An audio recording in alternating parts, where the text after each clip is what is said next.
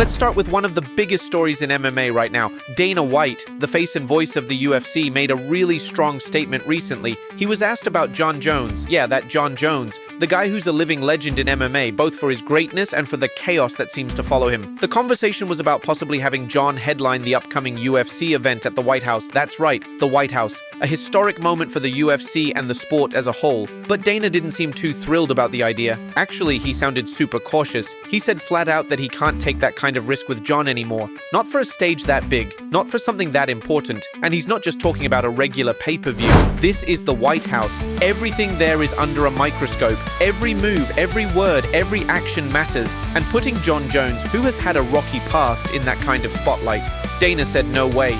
Meanwhile, Jon is ready, more than ready. He's been loudly calling for a return. He says he doesn't care who the champ is, whether it's Tom Aspinall or anyone else. He just wants to get back in there. He wants to win. He wants to show everyone he's still the best to ever do it. But here's the thing, would fans even be okay with him coming back and possibly grabbing that belt again? And more importantly, does UFC management trust him enough to let him take center stage again? Dana didn't sugarcoat it. He said, it's not even about him winning the belt. I just can't risk putting him in a big position and have something go wrong. That says everything. Let's be real.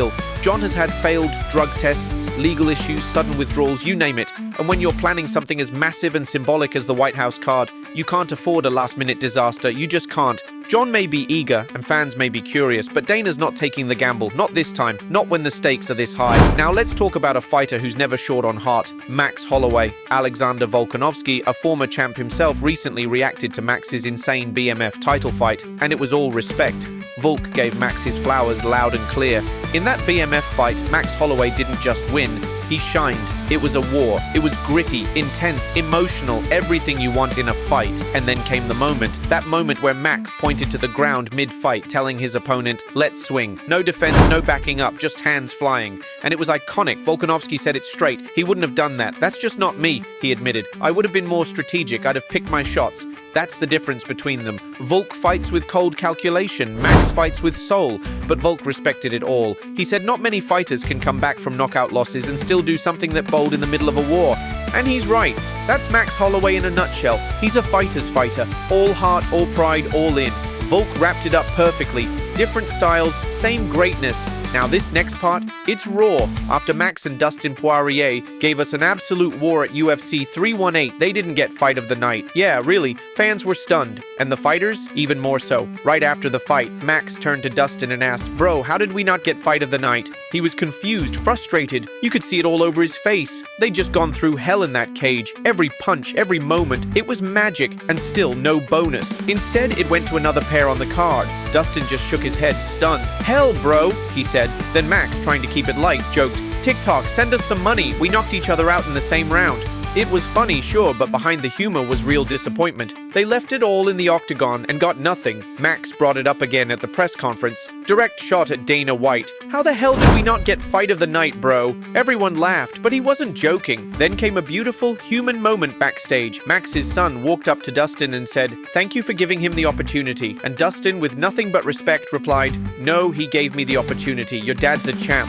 Moments like that remind you why fans love this sport. It's about more than just belts. It's about respect, legacy, heart. Now back to Dana White, and another big headline. Dana confirmed something huge. Max Holloway could be next in line to fight Ilia Topuria for the UFC Lightweight Championship. After Max's recent performance, fans wanted to know, what's next? Dana said it loud and clear. Max is in a great spot. He's ranked number 4 in the world and just defended the BMF belt in stunning fashion. That momentum, it's real. Then came the big question. Could Max and Ilia fight for both the BMF and lightweight titles? Dana didn't hesitate.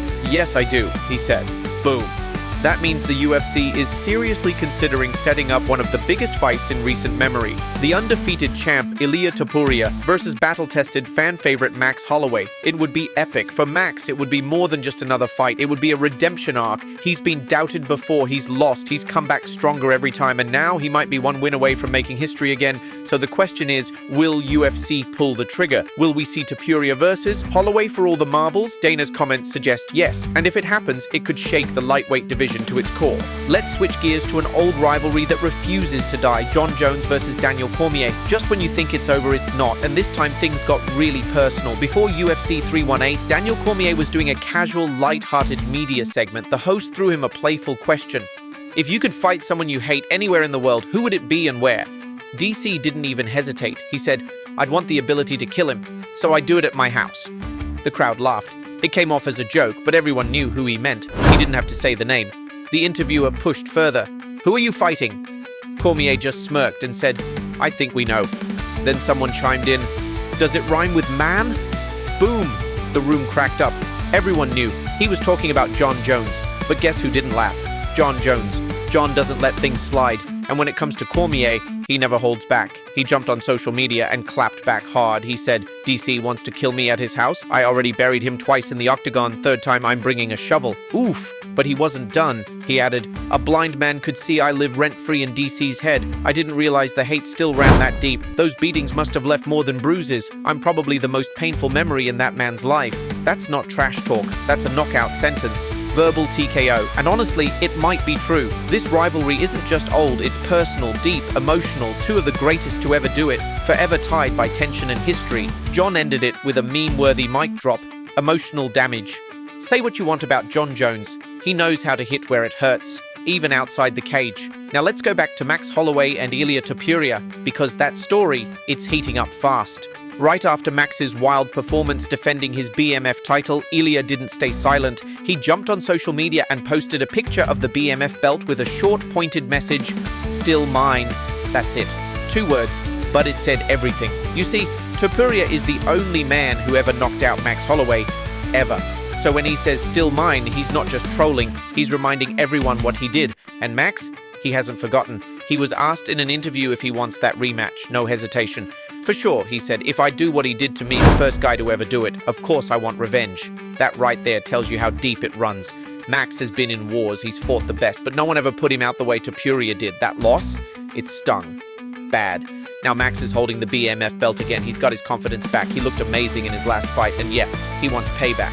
But Ilia, he's not scared, not even close. Posting that picture and saying "still mine" was his way of saying, "You may be riding high, but I still own you." Mind games. And if there's one thing we know about Max Holloway, it's that he doesn't take disrespect lightly. He might have looked calm in that interview, but you could feel it. He wants this fight. Not for the belt, not for hype, for something deeper, for redemption. This isn't business, this is personal. And the fans, they're ready. They want it. Everyone's buzzing about the rematch because here's what's on the line. Max wants revenge. Ilia wants to prove he's still the king.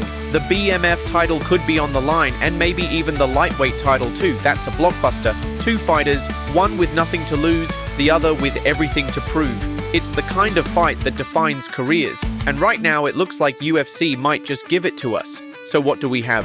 We've got Dana White doubting Jon Jones for high-profile cards, not because of talent, but because of the risk that always follows him. We've got Max Holloway winning fans' hearts and Dana's confidence, showing he still belongs among the elite. We've got Alexander Volkanovski giving deep respect to Max's BMF style, even if he'd never fight that way himself. We've got Dustin Poirier and Max being robbed of a bonus, but gaining even more respect from fans and each other. We've got Cormier and Jones reigniting one of the fiercest rivalries in MMA history, with words that cut like fists. And finally, we've got Ilia Topuria versus Max Holloway, a rematch that would be fueled by pride, pain, legacy, and unfinished business. The future of UFC is looking more electric than ever, and no matter which corner you're in, one thing's for sure. This fight game, it's more than just wins and losses, it's personal. It's personal.